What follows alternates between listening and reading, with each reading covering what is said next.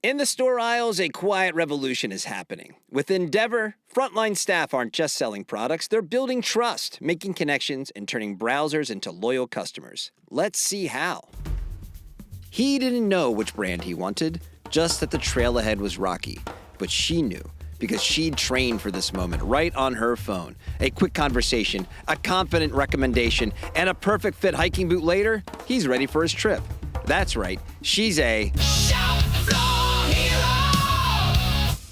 It may be lunchtime, but between sandwich bites, he learned about fog fighting tech and snow goggles. An hour later, that knowledge helped a customer pick the perfect pair and add a helmet too. Learning on the go, selling with certainty, adding value. Yup, he's a shop floor hero! Endeavor is a mobile-first platform that equips retail staff with training, incentives, and tools to boost sales and brand engagement. Brands gain insights, sell-through improves, while retail associates stay motivated. Ready to get started? Just head to endeavor.io, update your brand profile, and upload your dealer list to access the free features and, when you're ready, launch your first pay-as-you-go campaign. With flexible, scalable options, Endeavor turns everyday interactions into strategic wins. The result? Be a shop floor hero. Endeavor's here to stay. Shop floor hero. Sell-through is the way.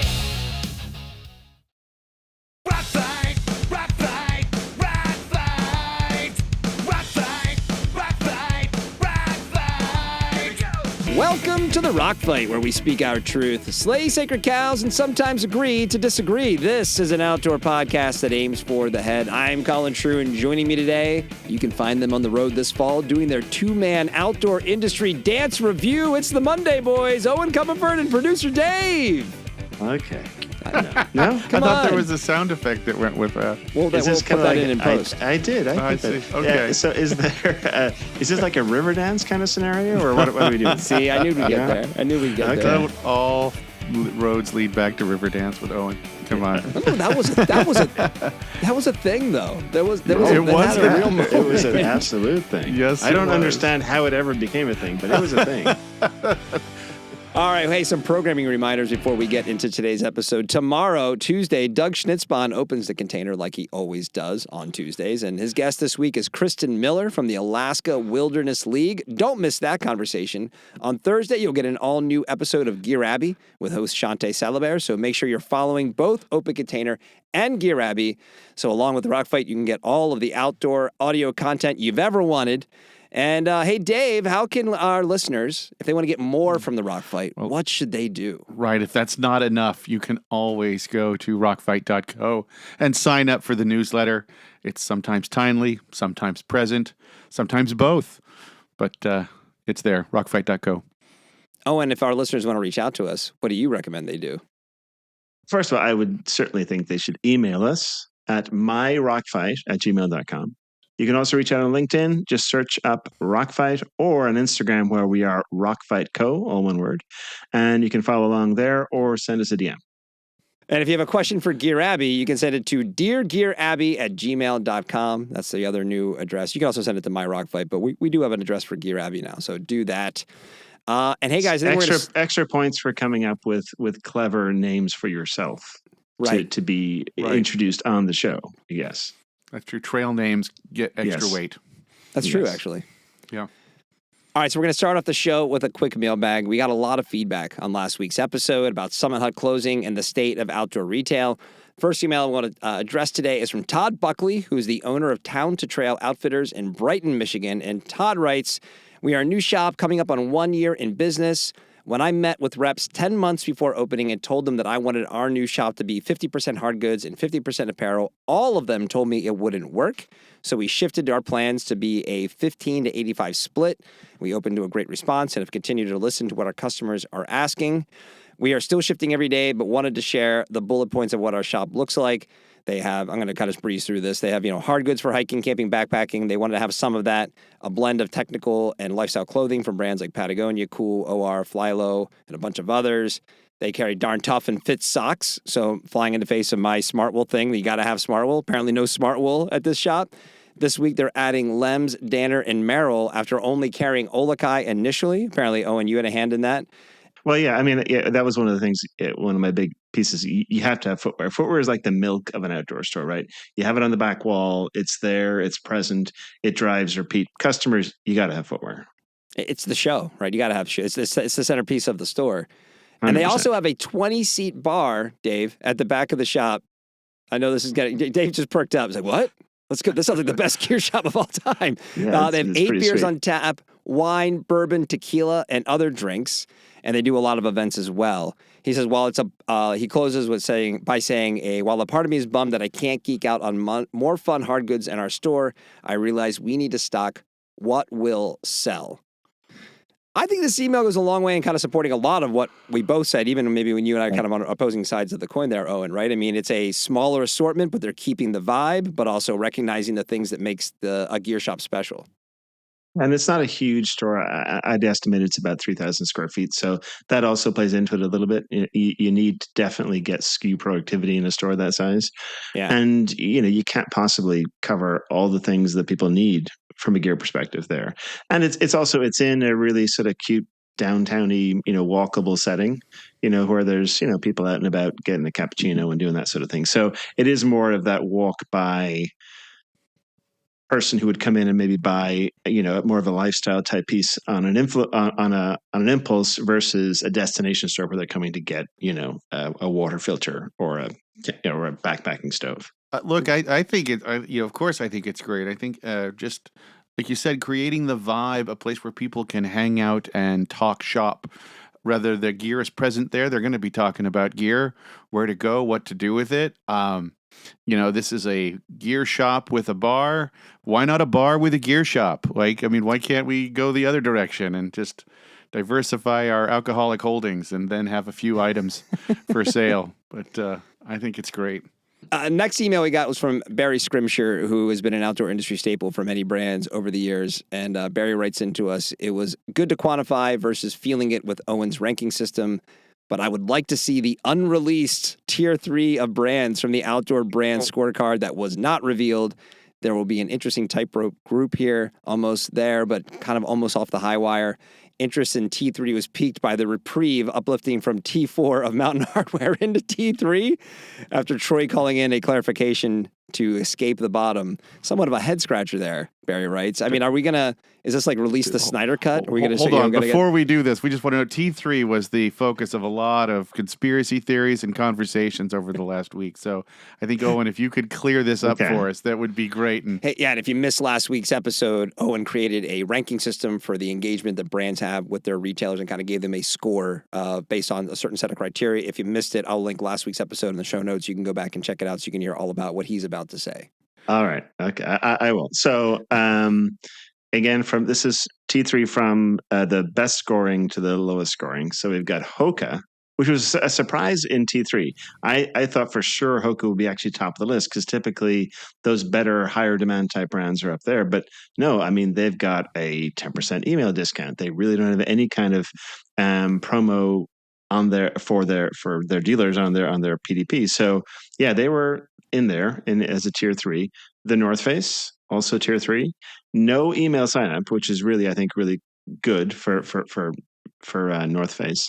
But they were very kind of salesy otherwise and didn't really support the dealer much.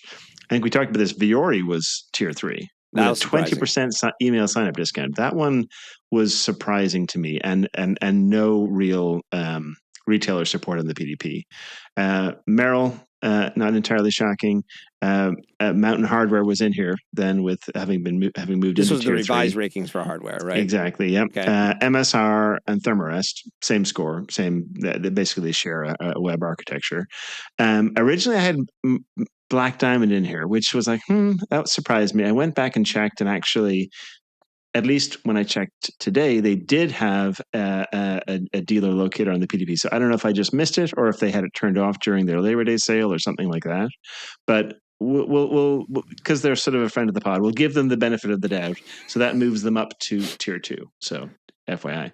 And then finally, and probably not surprisingly, Hydro Flask is here kind of at the bottom of tier 3. These main sale messages, these were pre-Labor Day?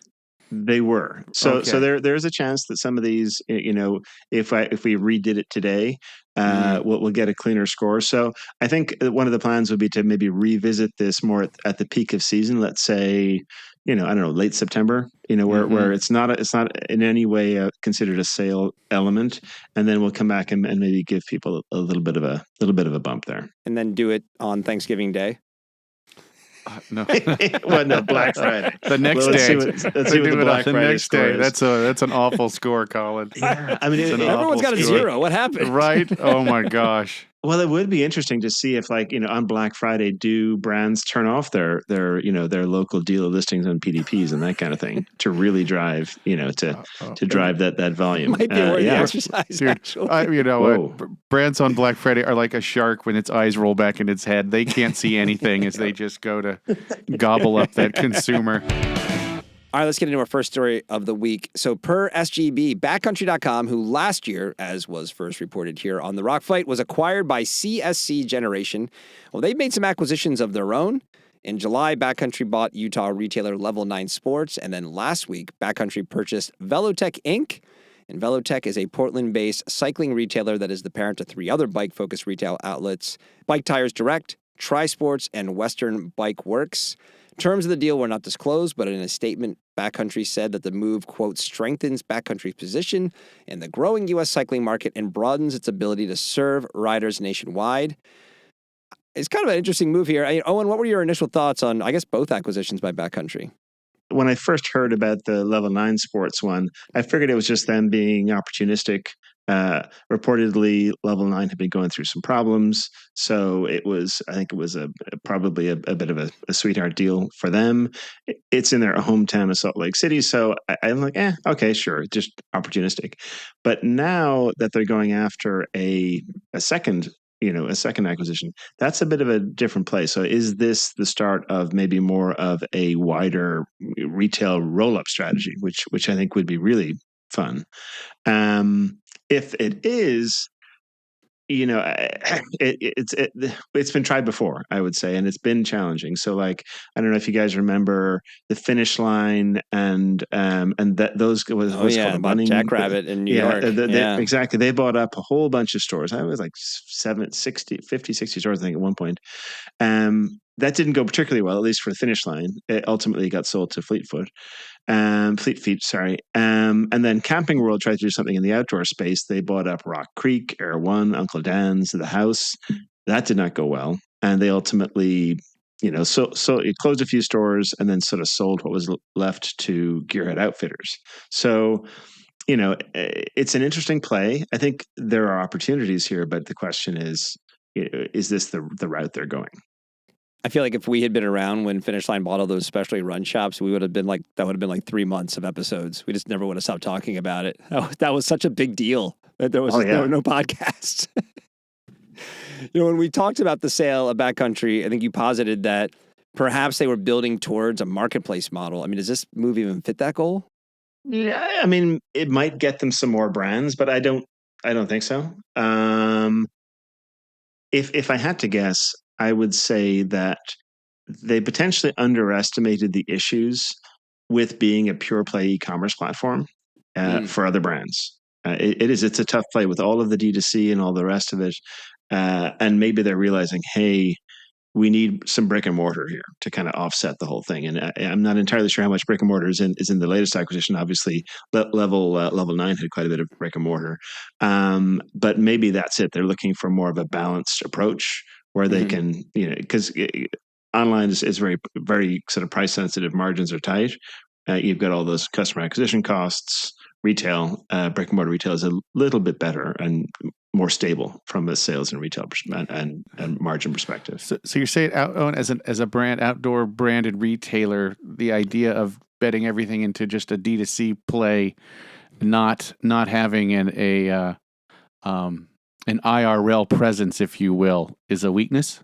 What I'm saying is being an online. I mean, I live online this obviously D2C. at Mistra. Being not online e-commerce player where you're not selling your own brand, where you're selling a bunch of other brands, and you're going up against the Amazons of the world and the D2C entities of those same brands.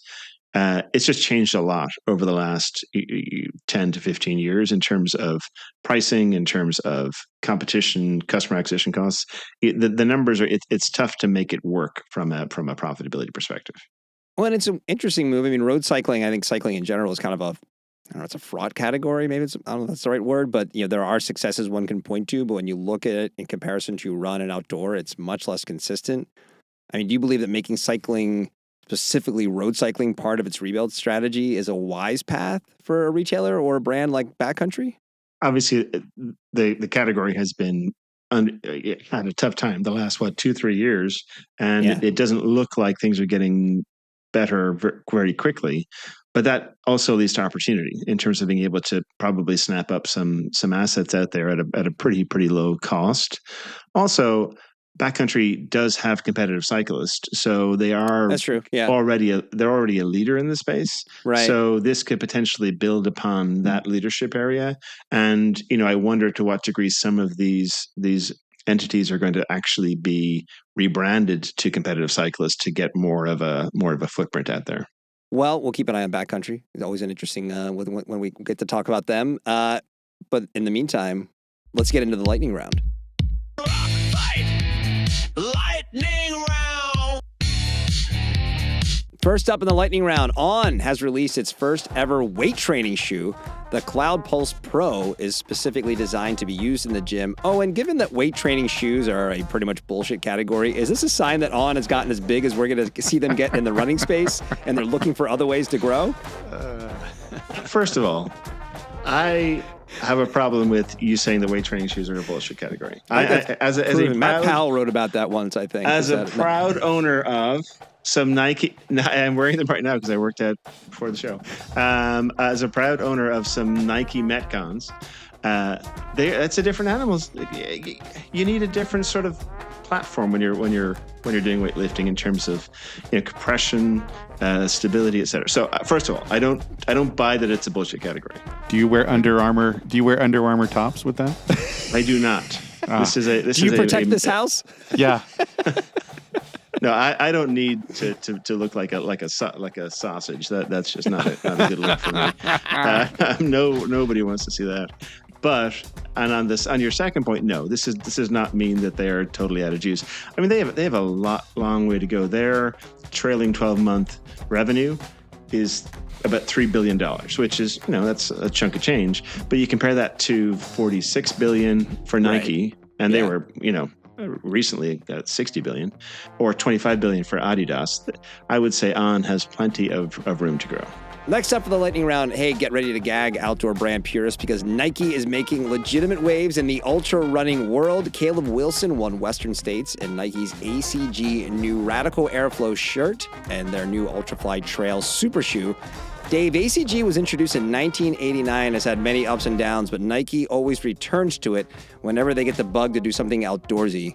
What can other brands learn from that sort of commitment?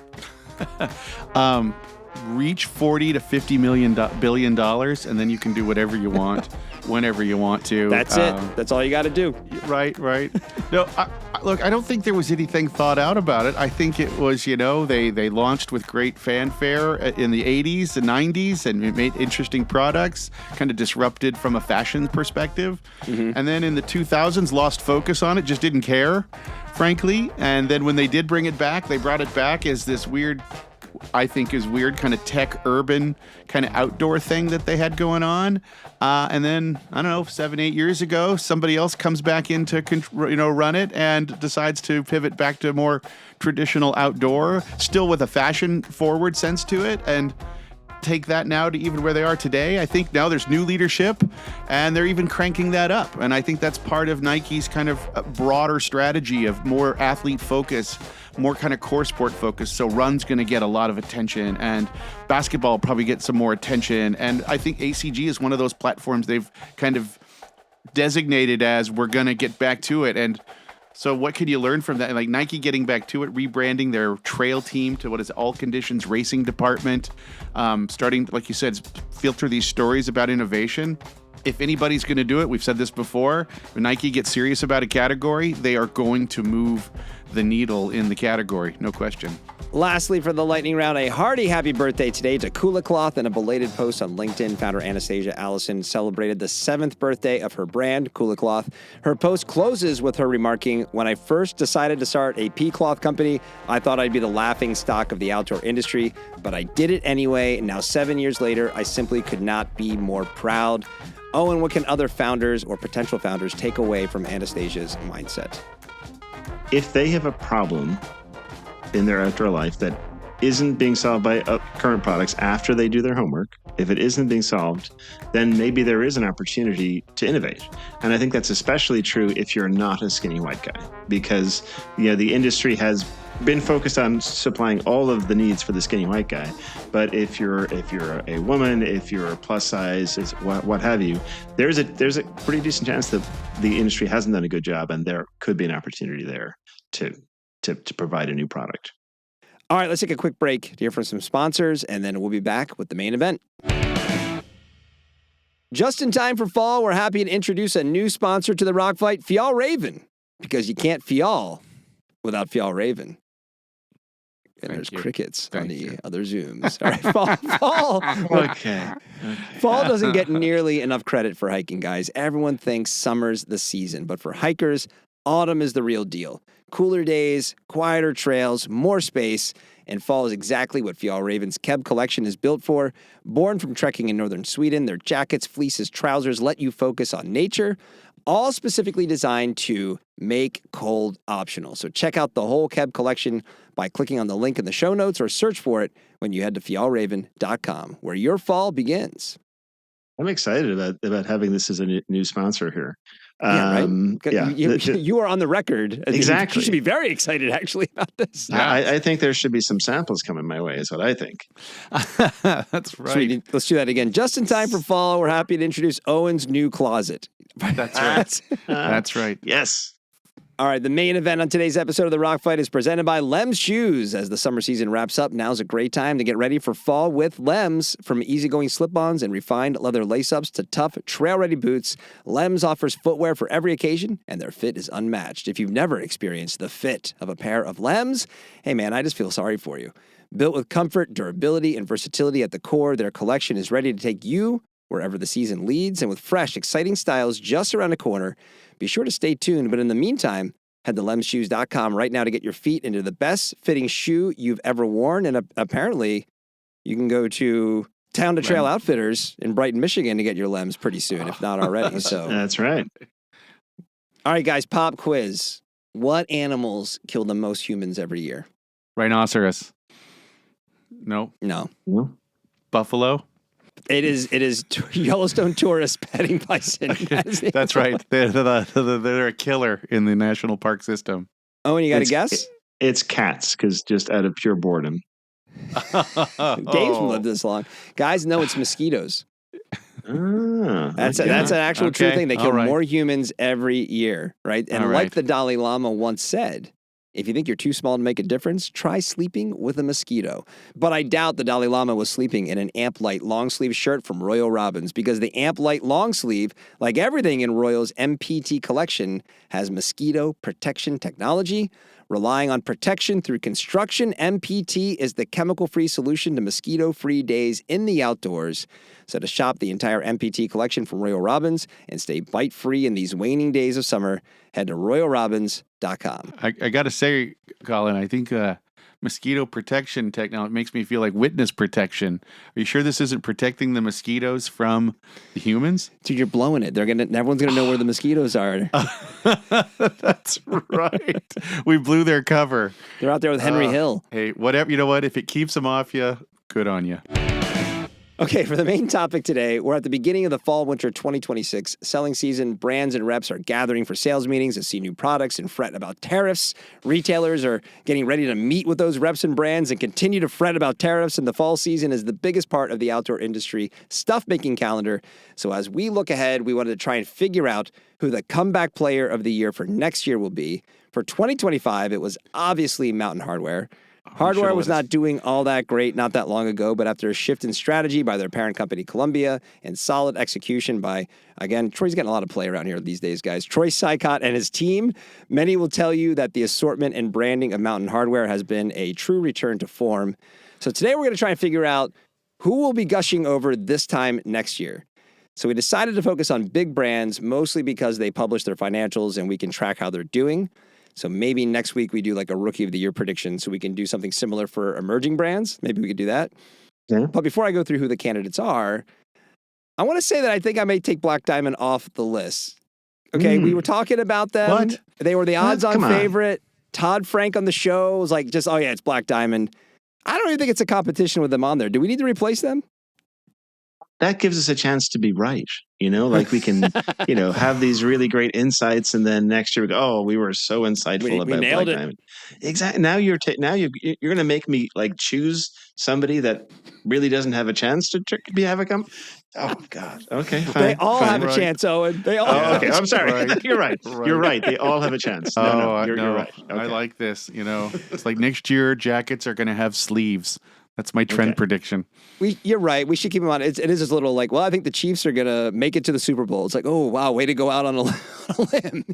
So, right. Okay, yeah, fine. We'll take them off the list, but okay. No, we'll talk about it. We'll put them at the bottom, and then we maybe have some other choices as like backups. But the brands we're going to be reviewing today are Marmot, Columbia, Nike, Chaco, Under Armour, the North Face Vans, Hydro Flask, Prana, Solo Stove, and Black Diamond.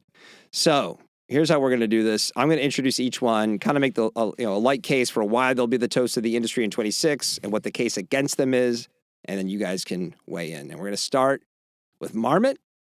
I think the case for Marmot, we know that they have some good pragmatic leadership for the first time in a while, and John Graydon, who's been on the show, updated product assortment, and a strong legacy that they can lean into. The case against them, I can speak from some emails I got after that John Graydon interview that we did. There's a lack of trust with buyers. So if anyone's listening, they know who they are. Ownership could pivot at any moment. They're owned by Newell, which we know is probably the biggest risk here for them.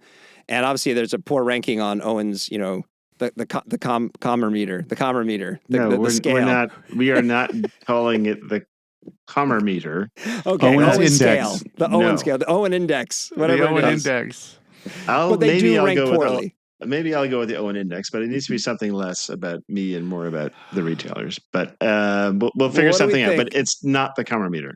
Okay, the love of all that's holy. Do we think Marmot has a chance to be the comeback player of the year in 2026? Let me just clarify, Colin. Everyone has a chance. Okay. That's the running become gag. a They player. have a good chance. Everyone Do they have has a good chance. Yeah. Right. I'll leave Owen to answer that. Right? Maybe. I think what they absolutely have their heritage to lean back on. I think there is a lot of love for the brand.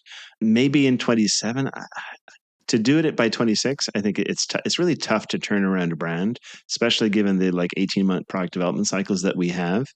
And yeah, I think the whole Newell of it all makes it tougher still. I mean, if the leadership there can really get the parent behind them and let them run free the way Mountain Hardwear, quite frankly, has been allowed to run free the last couple 3 years, then yes. But even Mountain Hardwear, I remember talking to those guys, gosh, 5 years ago. I mean, the comeback that everyone's talking about right now was not a 1 year deal. This was 5 or 6 years of hard work. Yeah, it took a leader ago, right? I mean, it was Vernaccio who got it started before Troy took the reins. So exactly, yeah. Mm-hmm. Yeah, and listen, I'm not going to read the whole thing, but I did get a buyer email, and the short of it is, wasn't very impressed with the collection, and he closed the email by saying third season of 0 bookings by me. So I think to that point exactly, if it's going to happen, it's going to need multiple seasons of improving the product line. This is really the first effort by John, the season that we're heading into, or maybe the second. So it's going to take some time. So I don't think it's going to be Marmot. I just have to say that product alone is not going to solve the problem. There's a perception issue that's even further ahead of that. There's the public facing of it, like, there's just a lot that needs to be done that can be done because of their brand equity and who they are and where they profess to want to be going. But if you don't back that up with some bold imaging and perception changing, then it's going to stay where it is. So that would be my right. Give people reason to buy in other than like, hey, that That's jacket right, looks because nice. again, that's Hardwear also went down that path. Yeah, their creative was really good. All right, next up on the list is Columbia. All right, the case for Columbia, they fueled the Hardwear comeback, so they know the playbook. They're publicly saying the vibe of their new brand campaign is what they're leaning into for the long haul. Matt Sutton told Dave and I that last week. I think the case against them is it's a sort of long-established, quote-unquote, entry-level brand. We know they have typically a pretty low adoption rate with specialty retailers when compared to competitors. Not that they don't carry them, but not at the same level as a Patagonia or North Face. And a poor ranking on the, what did we say, the Owen, what is it? The Owen Index. Owen Index, right? Look, they own Dadcore. I don't know what you're talking about. That's what it is. So, I mean, I think that they're, again, probably same thing. Let's see where they are next year, if they've changed up their mix, or if it's just a lot of good talk on the marketing front. Right. I would say there are probably people at the company saying, why are we even on this list? I mean, yes, they've had some up and down quarters, but nowhere near what some of these other folks have seen, where it's been negative. So, and I mean, Columbia has an absolute war chest in terms of their balance sheet. I mean, no debt, a ton of cash. They can go after this, and if they start to see traction in terms of this ad campaign and the direction, they can turn on the taps. So. Yep. I would put them almost in that sort of black diamond category of almost too easy. Because if they wanted, they could get it. Yeah. Yeah. It's don't call it a comeback, because they really, they're doing okay. It hasn't been amazing, but it hasn't been amazing for anybody over the last few years. All right, next brand, Nike. Yeah, for the case for, I put they're fucking Nike. You just don't bet against Nike. I mean, to your point you said earlier, Dave, like, well, we're going to go for this and just hang on because now we're going for it. I think the case against is probably outdoor specialty. I mean, if they really lean into Nike ACG, maybe they can become a contender starting in 2027. But again, maybe that's a year away by saying it'd be for 2026, just given the timelines of all this and getting it into market and all that to make it happen. But I don't know. What do you guys think about Nike? So it's sort of the opposite of the Columbia one to a degree, just because they're down, right? I mean, it's been negatives for a lot of quarters here, and not like getting better. I think they were down 12% in the most recent quarter. So, and part of the problem is that they gave up so much shelf space with the misguided D2C strategy. They gave up so much shelf space that now has been taken up by the Ons and the Hokas and the New Balances of the world, right? Those brands aren't just going to give that back. And also the retailers don't want to get back to the days in run specialty where, it's 50% of your business. They'd much rather have not have a brand like that have that much power over them. So I think it's a toughie.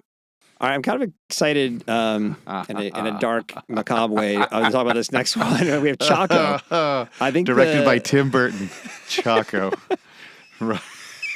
Coming this October. Edward Chaco Hands. That's right. Chaco. So the case for Chaco, I think they still have a lot of juice with the core outdoor in terms of that's the kind of a go-to style. But I do think that juice is fading fast. I think. Oh no, the customer base is dying fast. Is the problem? Yeah, they're all and getting older. Right. I think we found our new marmot. To be fair, and they're real. Right. Well, I think we did include them in our zombie conversation last fall. I was just going to say. I hear brains. I don't think anyone though is it's still trying to make the case for. No one has really dethroned them as the quintessential sandal for outdoor activities. There are plenty of other options, though, that have taken them down a peg, especially on the casual side. Yeah. Okay, the case against Chaco, I mean, declining quality and declining reputation, just anecdotally speaking. I've heard from actually two pretty core user friends in the past couple of weeks asking me my opinion on sandals because either their Chacos broke or they were not performing well in certain circumstances. Again, that's anecdotal. I've heard from some folks in the industry, some reps that I know, that there are some decent retailers who are dropping the brand or looking to drop the brand. And then if you just look at based on the other Wolverine brands on the Owen Index, right? I mean, they would probably rank pretty low and not be an attractive. Ranking low on there is not going to be. There's not going to be something that makes you that's going to win you over in the face of those metrics. So. I kind of look at Chaco as, this is the, they're getting the number 1 draft pick next year. They're the worst record of the league kind of brand almost. I mean, they definitely have sort of that zombie aspect that Dave mentioned, and also just a lack of innovation. Right? I think I said this on a prior podcast. The most exciting thing to come out of Chaco in the last 10 years was when they brought out new straps that you could change out the different colors of your, so you could change them to match your mood. Yeah, you could custom your eyes. Yeah. Right. And maybe that's not fair. And I'm sure they've done other things I just haven't heard about. No, dude, they did a Grateful Dead collab. Oh, and I can't believe you didn't cite that. Sorry, exciting innovation. Missed that. But yeah, man, it was called the Pander Collection. They suffer a little bit from the kind of the Teva situation, by which I mean kind of they're the redheaded stepchild. All that Wolverine wants to talk about, obviously, is Merrill and Saucony. Chaco doesn't even make the earnings call typically. So yeah, I think that's part of the problem. We got another one of those on that list coming up shortly as well. So safe to say it's not going to be Chaco as our pick for the comeback player of the year. Next up on the list, Under Armour.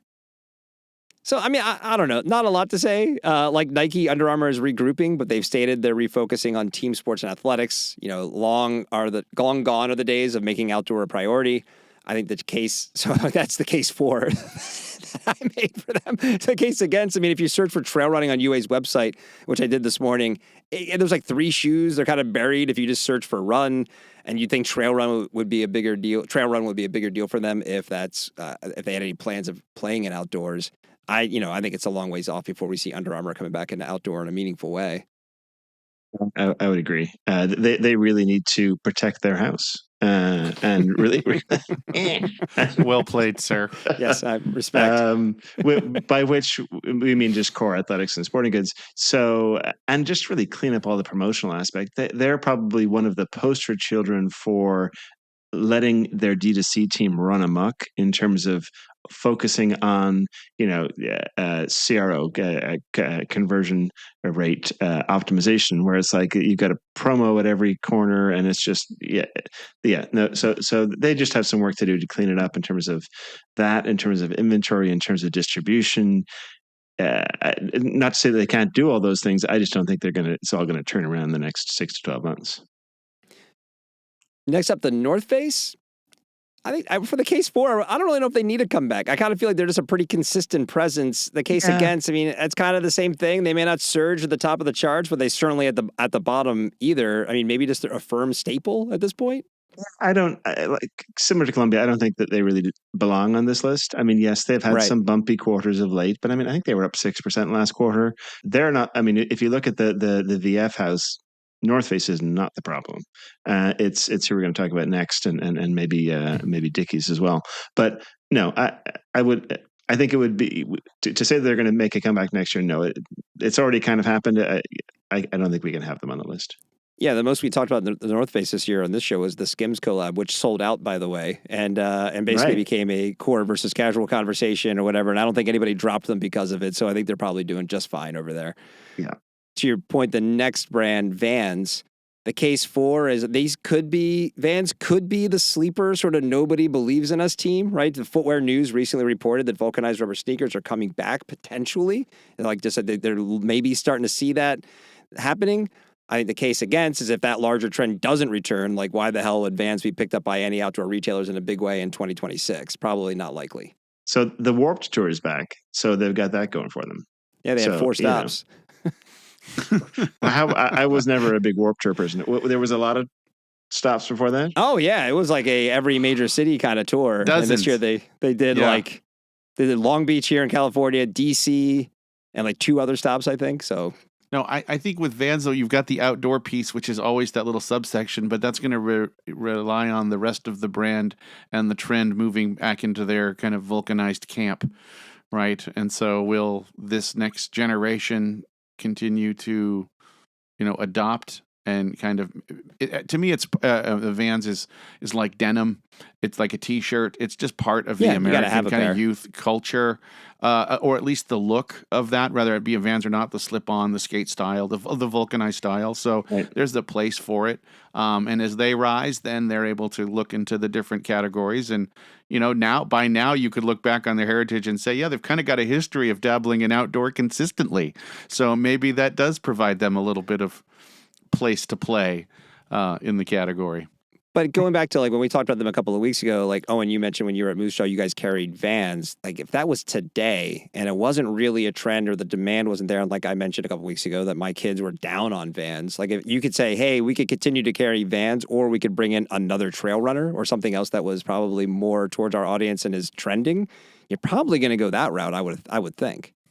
Yeah, I mean, in the endless aisle of an e-commerce player, you'd keep them around because you there's some demand out there. But in terms of the footwear shelf in your store, yeah, I mean, we didn't carry Vans in the store. We didn't. It was really only an online player. All online, right? Yeah, and I mean, I think that the issue with Vans is that it is. Let's face it, it's a lifestyle product. It's not really an outdoor product. Right. Yes, they make snowboarding boots. So the problem with a trendy product is you live by the trend, you die by the trend. Will the trend come back? Can they reignite that trend all by themselves, or are they a victim of just where is the overall sort of surf skate culture going right now? It's not great. That said, I mean they've been down in terms of sales. So maybe they find the bottom and get a bounce. But it's a tough spot right now. All right, next up, I'm excited to talk about this one, Hydro Flask. Okay, and the reason I think the case for Hydro Flask is that post the Stanley boom, I don't think we've really gotten a true championship belt holder in the bottle category. I think there's been a few brands that have ascended, but not to the heights that Nalgene reached, or Camelback, Sig, Hydro Flask, Stanley. These sort of the bottle of the moment heights that tended to be the trend over the past decade or so. So maybe Hydro Flask stops selling at Costco and tries to take back the title. I think the case against. I wonder if Stanley was the end of the singular bottle championship and now it remains more of a mixed bag. Also, by the way, Hydro Flask ranking low on the Owen index. But I wonder if the days of like the big bottle brand, maybe that just doesn't exist anymore. I don't know. I mean, we've had quite a few years of it. Yeah. Yeah, and maybe even people talk about there's Owala or whatever is coming out and they're the next big thing. They're not really. I mean, they've grown and they're a thing, but they're nowhere near the kind of volume that the big guys are still doing. The Hydro Flask, the Yetis, the Stanleys. So yeah, hard to say. The other thing I think about Hydro Flask that's interesting is they booted the CEO. The prior CEO, who came from much more of a CPG background, and they brought the new CEO comes from a Nike background, so much more of a performance brand piece. Which to me, I would hope he really gets it more in terms of the importance of brand and price discipline and distribution and all those things. So that in and of itself could bode well for a Hydro Flask.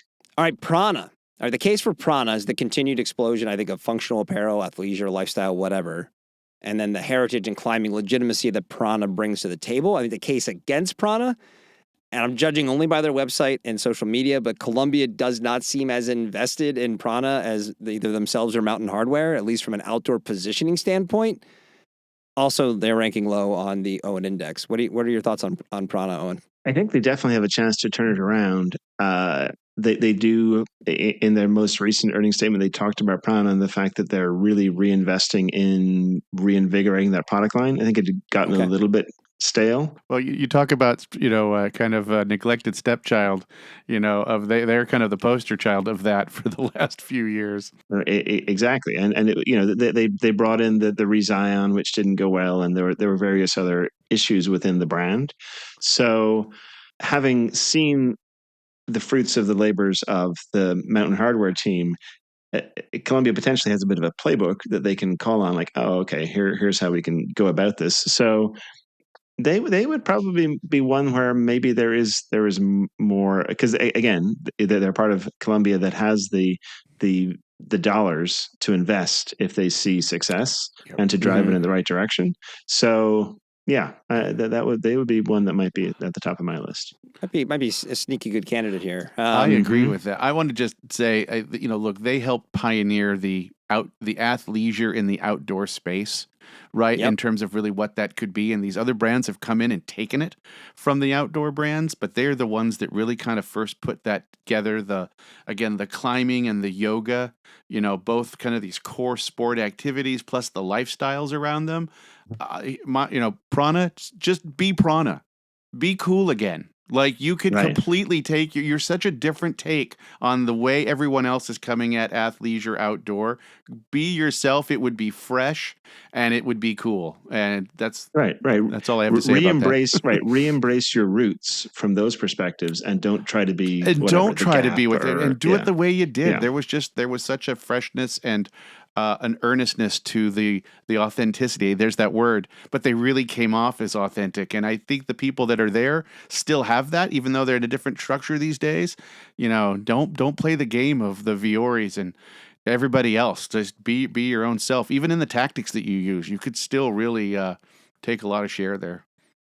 Well, their website right now looks more like the Gap than even right. Fiore. So it's got that's the thing. That's the problem. Yeah, their opportunity lies in being more special, not like everyone else. All right, 2 to go, and one of them we've already talked about. But so Solo Stove is the next one. The case for, I think maybe the increase in casual participation. Solo's products are perfectly suited to that backyard car camping section of outdoor consumers.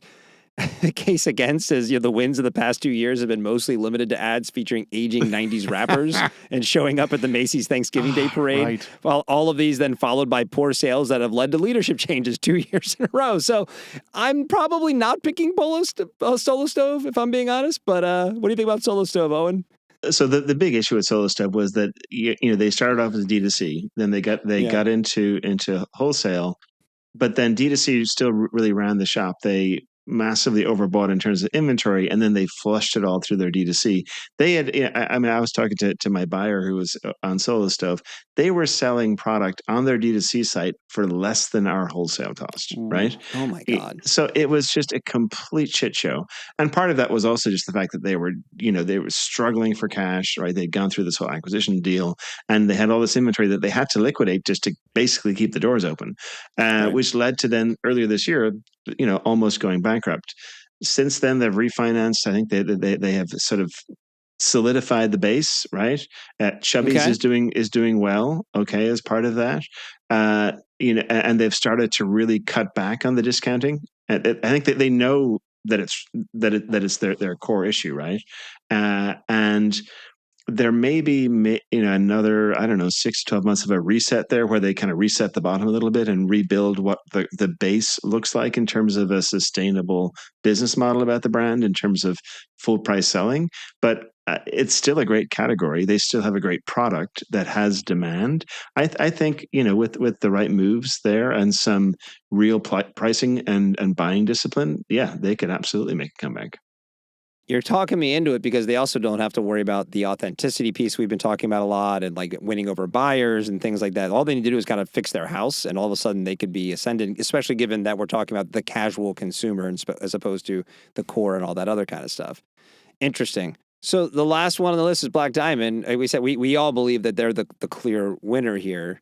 And it's funny now looking through the list, maybe we should just all say Black Diamond because, man, this is a tough list to decide from. I mean, the case for Black Diamond, obviously, is the moves they made, the leadership they have.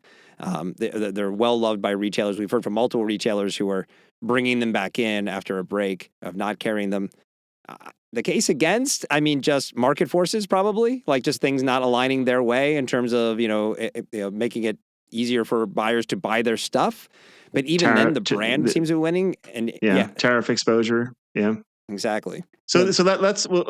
I think I'm fine with saying Black Diamond is the winner, but we all have to, maybe that's the top pick. But we all need another pick to go on the record here. Do we have to pick all different picks? No, not necessarily. No. Okay. It would be more interesting. Who's yours and why is it Chaco? Okay. I think I'm going to go Solos. I'm going to go Solo Stove. I think. Yeah, you made a good case. Yeah, I feel like they have hopefully now the financial wherewithal to manage a reset and get to a better place. I really want to say Marmot just because I really like what John's doing over there, but like we talked about, I think it's just too soon. And just for the sake of being different, then if you guys have different picks, I'll go Prana only because it's a little nobody believes in us because nobody's really talking about it, but they do have Columbia running them, who is being bold in a lot of different ways. And like we talked about, it wouldn't take much. Mhm. They just wanted to tweak some messaging. Maybe the refresh is coming. The rebrand is coming for, where it's like the spring all of a sudden drops like, oh, Prana's back. Look at the new video for Prana now, and all of a sudden everybody's talking about Prana again in 2026. Dave, who you got? Yeah, well, I got to go with ACG, right? It's separate from the master brand. I think ACG, whether they'll penetrate the specialty in the next year, I think they're going to definitely pique some interest. We're going to hear a lot more about them. It's what they do well. Like you said, we'll stick to that corner of the store. All right. Well, hey, pressure's on Black Diamond. We all believe that you are taking the mantle from Mountain Hardwear as the comeback story of the outdoor industry. And we all have our backup picks here just in case that doesn't happen. But we'll see how it shakes out in 2026. It's time for a party shot. All right, so Dave had to leave for the parting shot, but Owen's still here with me. And for the parting shot today, we're actually saying farewell to someone who's meant something to the rock fight. We're saying farewell to Northwest Alpine. Founder Bill Amos posted on social media platforms last week that the 15-year-old brand that focused on making functional climbing and outdoor apparel here in the United States had begun the process of shutting things down. Bill and the Northwest Alpine brand brought a layer of fight to an industry that mostly operates in direct opposition of their own ethos. They challenge the status quo, and they challenge accepted opinions in a way that we here at the Rock Fight, while not always agreeing, but can absolutely toast, respect, and celebrate. Northwest Alpine was one of our first advertisers as well. Like I said, there's some history here. If you look at the broader outdoor industry brand scene, there are a lot of up-and-coming, amazing brands, which I think means the future is quite bright for the outdoors. But losing a unique voice like Northwest Alpine is never a good thing. So to Bill and Northwest Alpine, thank you for the past 15 years. That light's a little dimmer today. And that's the parting shot. I do wonder, though, now that Bill isn't trying to grow his own brand, what his posts on LinkedIn will be like. Is he going to level up? Well, maybe he'll really, share his views. He's going to let it rip. That's what I mean. Right. Yeah.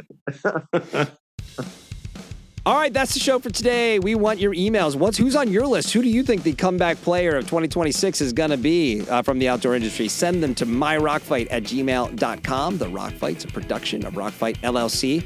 Today's episode was produced by producer Dave. Art direction provided by Sarah Gensert. For Eoin Comerford, I'm Colin True. Thanks for listening. And Krista Makes is here. He's going to take us out with the Rock Fight Fight song.